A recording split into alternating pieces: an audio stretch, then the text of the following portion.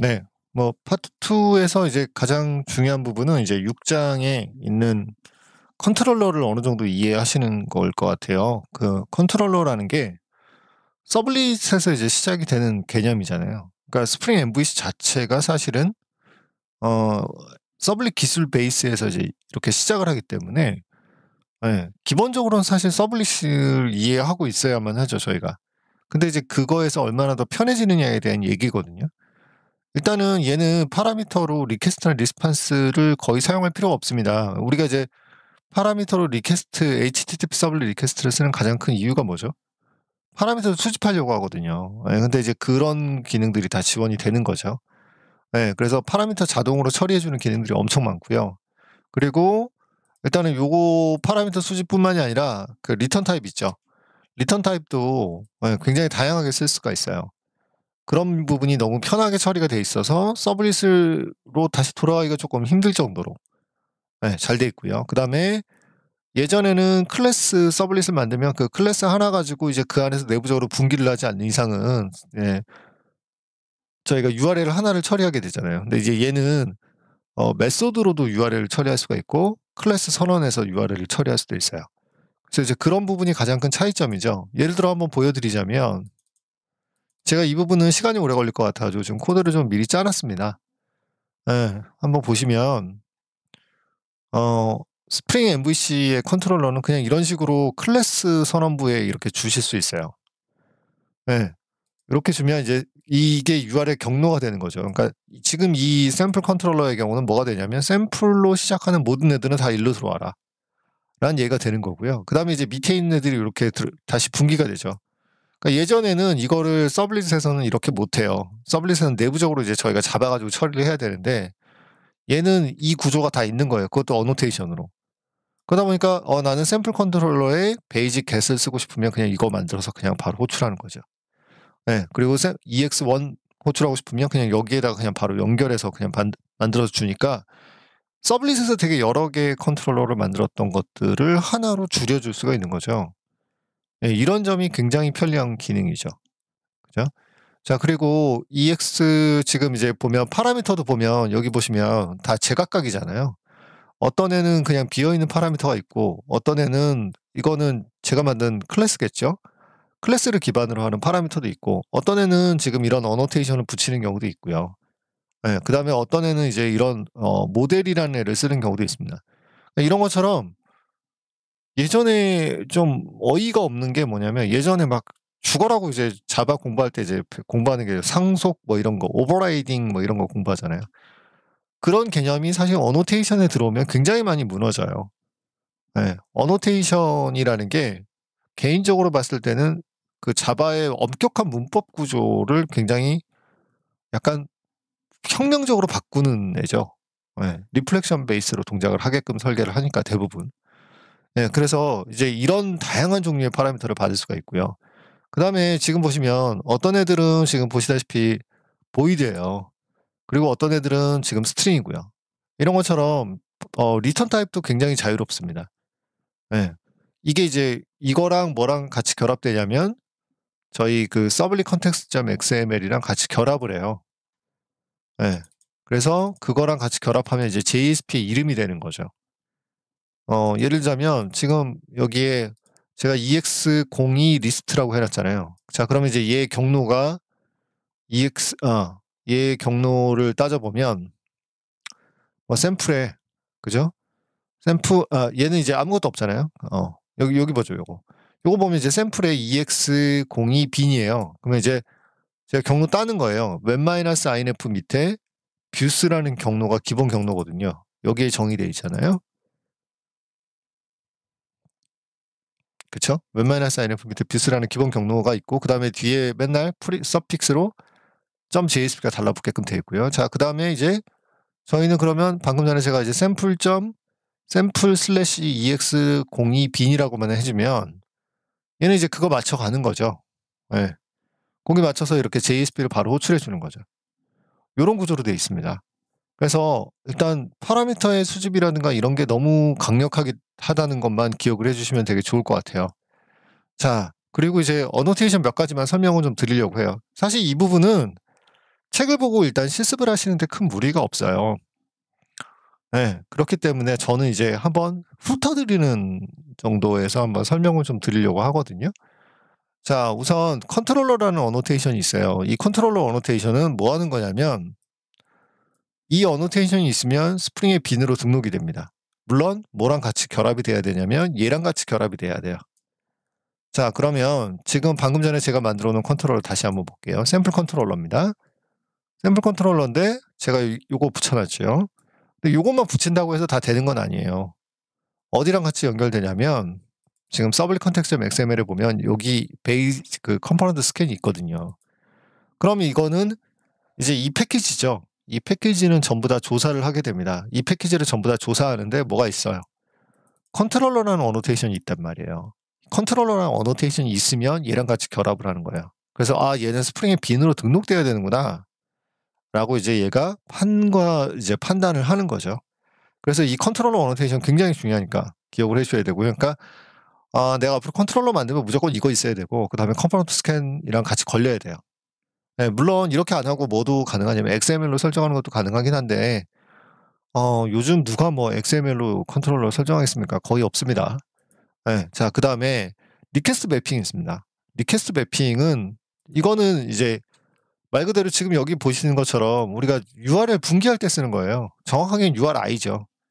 네, 이거 분기할 때 써서 지금 같은 경우는 이거는 두 군데다 적용을 하실 수가 있어요. 네. 네.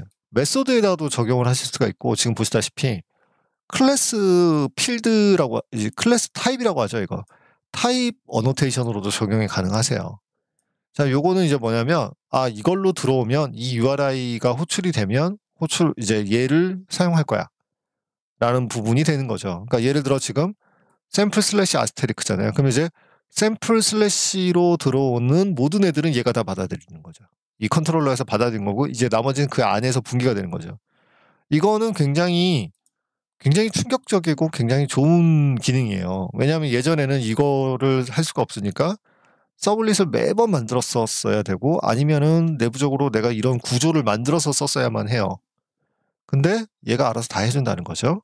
자, 근데 이게 4.3 버전 이후요. 4.3 버전 이전까지는 뭐밖에 안 됐냐면 리퀘스트 매핑이라는 걸 주고 그 메소드 방식 있죠. get 방식인지 포스트 방식인지를 전부 다 명시를 해주셔야만 해요. 근데 이제 4.3 버전 이후에는 이제 좀 더 편한 것들이 나오기 시작해요. get 매핑, 포스트 매핑. 이름 보시면 아시겠지만 이거는 이제 get 방식일 때 동작하는 애. 그 다음에 이거는 이제 포스트 방식일 때 동작하는 애들을 이렇게 간단하게 표현을 할 수가 있습니다. 자, 그리고 이제 가장 중요한 기능이죠. 파라미터를 자동으로 다 수집을 합니다. 자, 그래서 지금 예제 만들어 놓은 거 잠깐 설명을 드릴게요. 제가 도메인 패키지에 보면 샘플 DTU라는 애를 하나 만들어 줬어요. 네, 지금 보시면 이제 뭐가 있죠? 이름, 그 다음에 나이를 수집을 할 수 있게끔 만들어 줬습니다. 이거는 이제 규칙이 있겠죠. 왜냐하면 스프링 MVC가 내부적으로 이거를 파라미터로 쓰게 되는 거예요. 이런 형태로요. 이렇게요.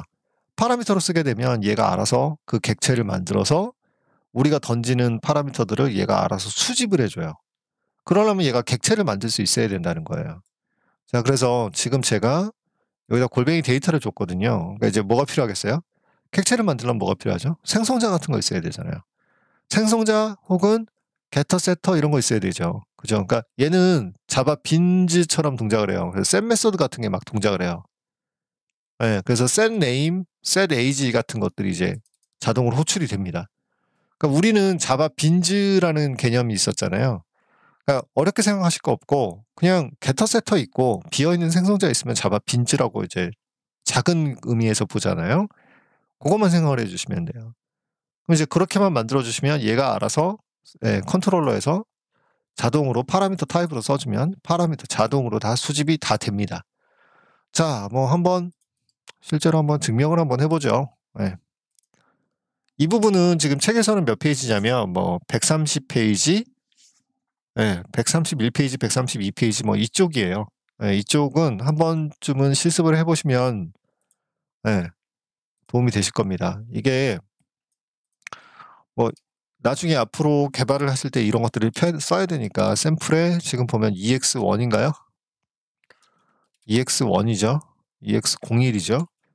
자, 그래 놓고 여기에 보면 DTO라는 이름으로 들어가긴 하지만 중요한 건 DTO라는 이름이 중요한 게 아니라 DTO 안에 뭐가 있다는 거예요. age와 name이 있다라는 거예요. 그래서 이제 저는 name이라는 데이터를 던질 거예요. 이런 식으로. 그리고 age라는 데이터를 이런 식으로 던져줄 거예요. 자, 그러면 지금 저는 화면을 만들지는 않았거든요. 화면을 만들지 않았으니까 지금 화면은 찾을 수 없다. 지금 보시다시피 JSP는 찾을 수 없다. 라는 메시지가 나오긴 했지만 실제로 데이터는 지금 이렇게 다 수집이 되죠. 그러니까 이게 자바 빈지라는 것만 명심을 해주시면 돼요. 네. 자, 그 다음에 이 정도만 되는 게 아니라 저희한테 필요한 웬만한 기능 다 있다라고 말씀드렸잖아요. 그 중에 하나가 이제 뭐예요? 배열이나 리스트 같은 거 처리하는 거겠죠.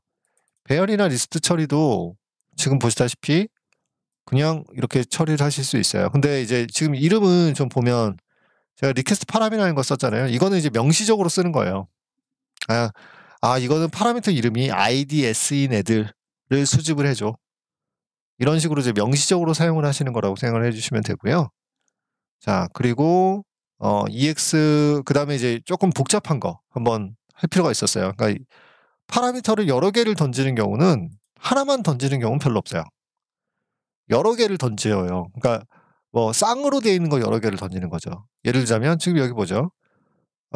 얘는 샘플 DTO 리스트인데요. 얘는 보면 샘플 DTO, 방금 전에 name과 age를 가졌던 애요. 걔네들을 또 쌍으로 묶어요. 걔네들을 리스트의 형태로 만들어요. 네. 무슨 얘기냐면 name age, name age, name age, name age가 되게 많은 거예요. 이해하시겠어요?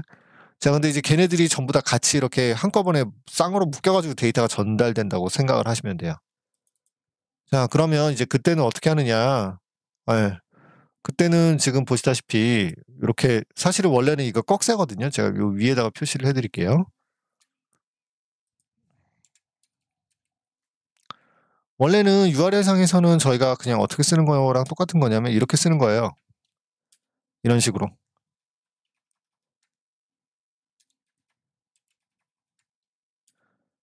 네, 이렇게 써서 데이터를 표현하는 건데 이게 특수문자다 보니까 그냥 브라우저에서 호출을 하면 에러가 나요. 그래서 이제 URL 인코딩이라고 하거든요. URL 인코딩을 이렇게 해서 이렇게 보내주면 얘는 여러 개의 데이터를 다 수집을 합니다. 여러 개의 샘플 DTO 객체를 한꺼번에 수집을 할 수 있는 방법을 제공하는 거죠. 이런 것들을 제공하는 거예요. 자, 근데 이제 이런 것들은 조금 연습을 해보시면 돼요. 이제 파라미터 어떻게 전달되는구나.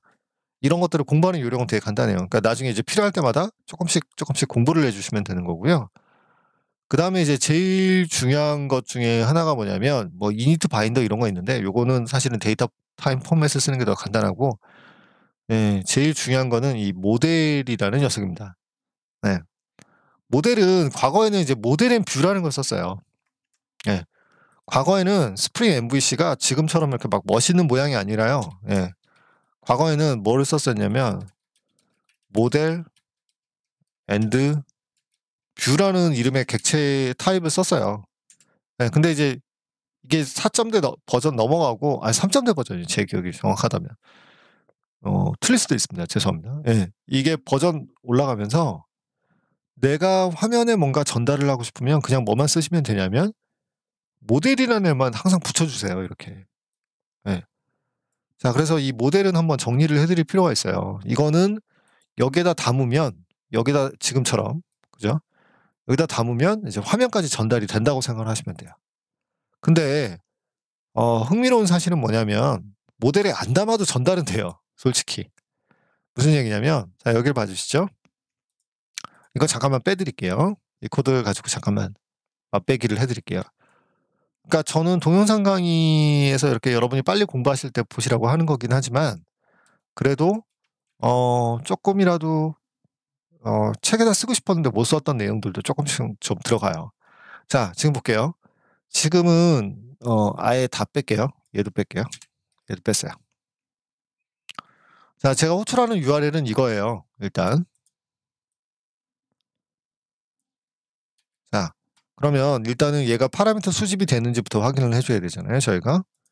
그래서 파라미터 수집을 확인을 딱 했습니다. 자, 보시죠. 자, 파라미터 정상적으로 수집이 됐어요. 그쵸? 네, 샘플 DTO의 리스트가 만들어졌어요. 그죠? 자, 이제 여기까지 됐고요. 그 다음에 지금 얘가 어디로 가냐면 샘플의 ext2의 bin이라는 데로 가요. 샘플의 ext2의 bin이라고 이제 제가 만들어 놨고요. 자, 그 다음에 제가 이제 여기다 EA를 써놨어요. 그죠? 자, EA를 써놨는데 여기서 재밌는 건 뭐냐면 책에도 언급을 해놓긴 했어요. 네. 제가 뭐를 할 필요 없냐면 지금 얘가 이 클래스 이름이 이거잖아요. 그죠? 네. 앞글자가 대문자잖아요. 이것만 소문자로 살짝 바꿀 거예요. 이렇게. 됐죠? 자, 이렇게 소문자로 바꾼 다음에 깔끔하게 하려고 제가 리스타트 한번 해줄게요. 지금 여기서 이렇게 에러가 나는 것처럼 보이지만 사실은 이건 약간 버그죠. 네, 실제로 에러가 나지 않습니다. 이게 이렇게 닫았다 열어보면 아무 문제 없어요. 자, 그래놓고 다시 한번 호출을 딱 해보면 네, 지금 보이시나요? 그냥 화면을 바로 찍히죠. 그러니까 무슨 얘기냐면 얘가 데이터를 수집을 하는 애들 있잖아요. 이렇게 객체로 데이터를 수집을 하는 애들. 얘네들은 기본적으로 다시 화면까지 전달이 돼요. 네. 모델에다가 굳이 담지 않아도 돼요. 그러면 이제 여기서 고민되는 게 뭐냐면 도대체 모델에는 어떤 애를 담느냐라는 거예요. 네. 모델에 담는 건 뭐냐면 담는 데이터는 네. 뭐가 아니라 전달되는 파라미터가 아니에요. 대부분의 경우는 파라미터가 아니라 뭐라고요? 어디선가 다른 데서 발생한 데이터예요. 다른 곳에서, 그러니까 예를 들자면 이제 저희가 부르는 서비스 같은 데나 뭐 DB 같은 데죠. 다른 곳에서 발생한 데이터를 담기 위한 용기예요. 바스켓이에요. 네, 요게 모델이라는 애예요. 네, 그래서 모델에다가 뭔가 담는다는 건 나한테 전달된 데이터는 아니야. 나한테 전달된 데이터는 아닌데 화면을 하려면 이 데이터가 필요해. 가장 대표적인 케이스가 뭐냐면 게시판이에요. 게시판에서 그 목록 페이지요.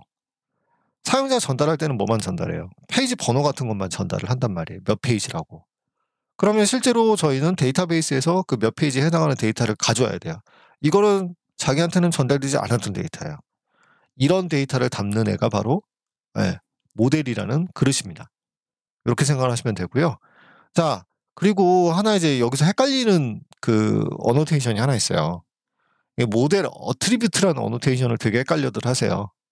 이 모델 어트리뷰트는 뭐냐면 방금 전에 보셨다시피 그냥 이렇게 해도 전달이 돼요. 이렇게 해서 그냥 파라미터가 그냥 내가 던지는 데이터는 다 화면까지 전달된다고 생각을 하시면 돼요. 어떻게든 끄집어낼 수가 있어요, 저희가.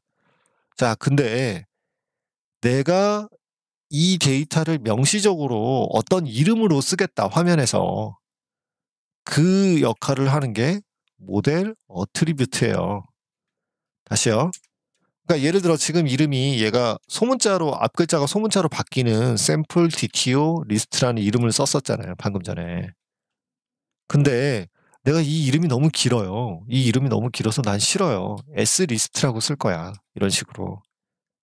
네. 그러면 이제 전달은 되는데 이름이 바뀌어서 전달이 되는 거예요. 얘는. 네. 자, 그러면 여기죠. 여기서 아까는 막 긴 이름을 썼는데 야, S 리스트라는 이름을 썼대. 바꿔줄게요.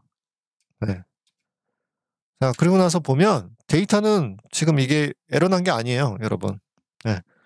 이게 지금 다 정상적으로 동작을 한 거예요. 지금 보시다시피.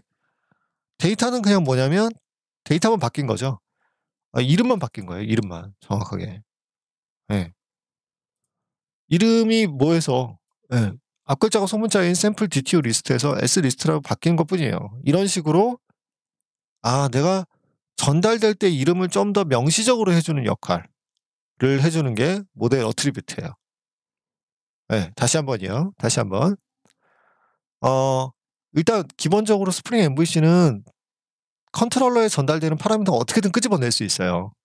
어떻게든 끄집어낼 수 있는데 내가 좀 더 명확하게 이름을 줘서 확실하게 전달을 하고 싶어요. 네, 나한테 들어온 파라미터인데 화면에서 이렇게 썼으면 좋겠어? 라고 정확하게 네이밍을 주는 게 모델 어트리뷰트의 역할이고 다른 건 없어요. 네. 그래서 옛날에는 내가 이 이름으로 전달했는데 화면에서 요 이름으로 쓸 거야. 이런 역할을 해주는 게 모델 어트리뷰트의 가장 중요한 역할이고요. 그리고 좀 더 명시적이잖아요. 이거는 나중에 이거는 화면까지 전달되는 애구나. 라는 걸 좀 더 확실하게 알 수 있는 역할을 해 주는 게 모델 어트리뷰트입니다.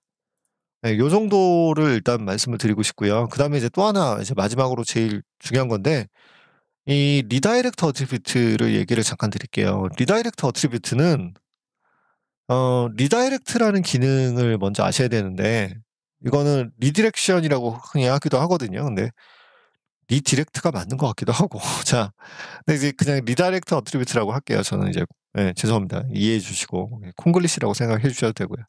자, 이거는 어 이 add flash attribute라는 애가 있고 add attribute라는 애가 있어요. 근데 add flash attribute만 일단 먼저 봐 주시겠어요? 요거는 뭐냐면 딱 한 번만 전달이 돼요. 세션에다 담아요, 사실 내부적으로. 그래서 딱 한 번만 전달이 되고 그다음부터는 얘가 사용을 한다고 해도 다시 전달되지 않습니다. 그래서 요거 하나 일단 있다라는 걸 일단 봐 주시고요. 그다음에 예전에 그 서블릿을 쓸 때는 내가 포워드나 리다이렉트를 할 거를 되게 힘들게 고민을 해요. 근데 스프링 MVC에서는 그냥 앞에다가 접두어를 붙여요, 이렇게. 리다이렉트라고 주면 그냥 글로 가는 거예요, 얘는. 그런 식으로 이제 처리를 한다라는 거. 근데 요거에 대한 자세한 예제는 아무래도 이제 저희가 만들어서 한번 사용을 해야 되겠죠? 자, 그래서 이번 시간에 했던 거 정리해 보면 그냥 한 3가지로 정리해 줄 수가 있어요. 첫 번째, 스프링은 일단 파라미터를 자동으로 웬만한 것들 다 자동으로 수집할 수 있다.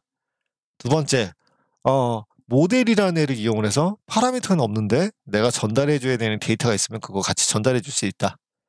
그쵸? 모델이라는 건 바스켓이다. 요것만 기억해 주시면 되고요. 세 번째는 리다이렉트라는 게 리다이렉트 어트리뷰트라든가 아니면 리다이렉트 어트리뷰트는 한 번만 전달할 때 쓴다. 요 정도. 딱 요 3가지만 좀 기억을 해 주시면 보실 때 좀 정리하실 때 좀 도움이 되시지 않을까 싶어요. 그래서 이제 이번 시간에 요거 정리해 놨고요. 다음 시간에는 저희가 파라미터 정리했으니까 리턴 타입도 정리해야 되잖아요. 리턴 타입 한번 정리하겠습니다.